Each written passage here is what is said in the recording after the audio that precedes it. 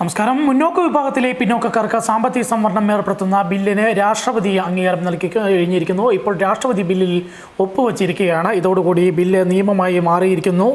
രാഷ്ട്രപതി ലോക്സഭയിലും രാജ്യസഭയിലും നേരത്തെ ബിൽ പാസ്സായിരുന്നു. ലോക്സഭയിൽ പാസ്സാക്കിയ ബിൽ 165 പേരുടെ പിന്തുണയോടെയാണ് രാജ്യസഭയിൽ പാസ്സാക്കിയത്. ബില്ലിൽ രാഷ്ട്രപതി ഒപ്പുവെച്ചതോടെ ചരിത്രപരമായ ഭരണഘടനാ ഭേദഗതിയാണ് നിലവിൽ വന്നിരിക്കുന്നത്.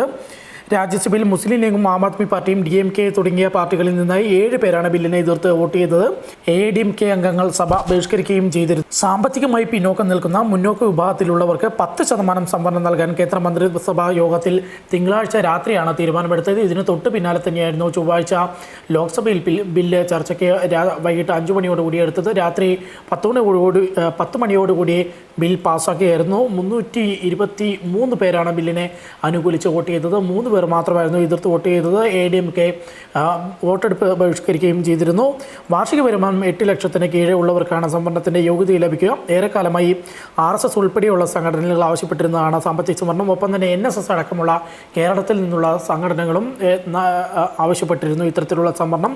50% സംവരണം നൽകരുതെന്ന് സുപ്രീം കോടതി വിധിച്ചിട്ടുണ്ട്. ഇത് 10% കൂടി ഉയർത്തി 60%ഒക്കെയാണ് കേന്ദ്ര സർക്കാർ ചെയ്തിരിക്കുന്നത്. 2019 ലോക്സഭാ തെരഞ്ഞെടുപ്പിന് മുന്നോടിയായി ഹിന്ദു വിഭാഗത്തിലെ മുന്നോക്കക്കാരിലെ പിന്നോക്കം നിൽക്കുന്നവരെയെല്ലാം തന്നെ BJPയോട് അടുപ്പിക്കുക എന്നൊരു രാഷ്ട്രീയ തന്ത്രമായിരുന്നു ഇതിന് പിന്നിൽ നരേന്ദ്രമോദിയും കേന്ദ്ര സർക്കാരും സ്വീകരിച്ചത്. എന്നാൽ അത്തരത്തിലുള്ള ഒരു തീരുമാനത്തിന് എല്ലാ രാഷ്ട്രീയ പാർട്ടികളിൽ നിന്നും ഭൂരിഭാഗം രാഷ്ട്രീയ പാർട്ടികളിൽ നിന്നും പിന്തുണ ലഭിക്കുകയായിരുന്നു. ഇവരെല്ലാം തന്നെ എതിർത്ത പ്രധാനപ്പെട്ട ഒരു കാര്യം ഇത് ലോക്സഭാ തെരഞ്ഞെടുപ്പിന് മുന്നോടിയായിട്ടുള്ള രാഷ്ട്രീയ തന്ത്രം മാത്രമാണ്. ഇത് ലോക്സഭാ തെരഞ്ഞെടുപ്പിൻ്റെ മുന്നിൽ കണ്ടുകൊണ്ട് മാത്രം പ്രഖ്യാപിക്കുന്ന ഒരു ഗിമ്മിക്കാണ് എന്ന രീതിയിൽ, അല്ലെങ്കിൽ ഒരു ഡ്രാമയാണ് എന്ന രീതിയിലുള്ള ഒരു വിമർശനമായിരുന്നു CPM-ഉം കോൺഗ്രസും അടക്കമുള്ളവരെല്ലാം തന്നെ ഉയർത്തിയത്. BJP അടക്കമുള്ളവരെല്ലാം തന്നെ ബില്ലിനെ ഒരു ഘട്ടത്തിൽ ചർച്ചയിൽ എതിർക്കുന്നുവെങ്കിലും, അല്ലെങ്കിൽ ആ സെലക്ട് കമ്മിറ്റിക്ക് വിടണമെന്നോ, അല്ലെങ്കിൽ ഇത്തരത്തിൽ വിശദമായ ഒരു ചർച്ച വിശദമായ പഠനം വേണമെന്നും പോളിറ്റ് ബ്യൂറോ അടക്കം തന്നെ സൂചിപ്പിക്കുന്ന ഒരു കാര്യത്തിലും ബില്ലിനെ അനുകൂലിച്ച് വോട്ട് ചെയ്യുന്ന രീതിയിലേക്കായിരുന്നു കോൺഗ്രസിൻ്റെയും CPM-ൻ്റെയും ഒപ്പം തന്നെ BSP-ൻ്റെയും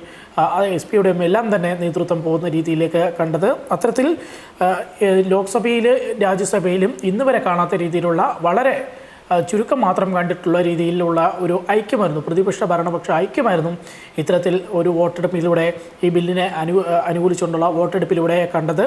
എന്തായാലും ബില്ല് ഇപ്പോൾ നിയമമായി മാറിയിരിക്കുകയാണ്. ഇതോടുകൂടി ഒരു ചരിത്രമാണ് വീണ്ടും സൃഷ്ടിക്കപ്പെട്ടിരിക്കുന്നത്.